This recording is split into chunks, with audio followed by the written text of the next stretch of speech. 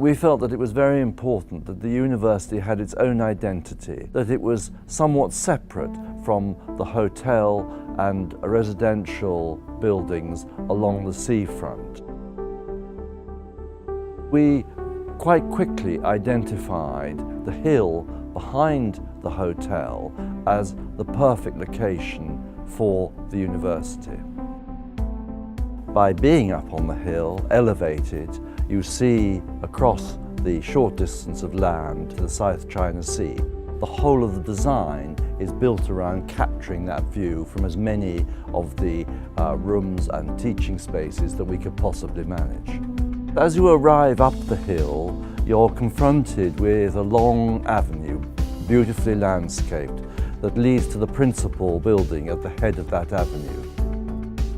The main avenue, which is a formal avenue along the top of the hill, has teaching spaces either side of it.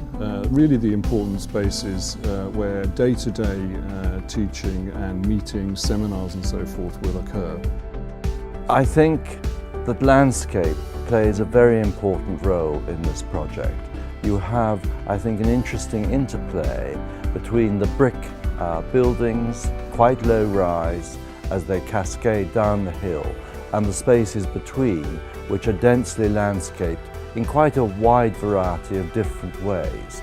We wanted to create an environment which was, of course, conducive to higher educational establishment, a serious higher educational establishment where the executives of the future will be trained by China Resources, for China Resources, but also for the future of China. I think it's very important when designing any educational building that you encourage interaction, that you encourage people to meet, to talk, to discuss, or just to laugh.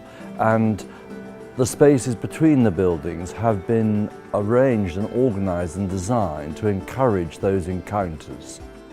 The red brick is really a response to the client who has already a university near Beijing using red brick and asked us, is it possible to design a major building these days using red brick? We went away and researched how red bricks are made, where they can be made and so on and so forth. We found that the soil actually in this location is very good for making bricks. So we took the local soil, took it away, turned it into bricks and brought it back to construct the buildings. We were very lucky in having a client who said to us, we want high quality buildings, but we don't want buildings to be the main thing. The educational program is the main thing, the students, the staff and the environment is what we want to create.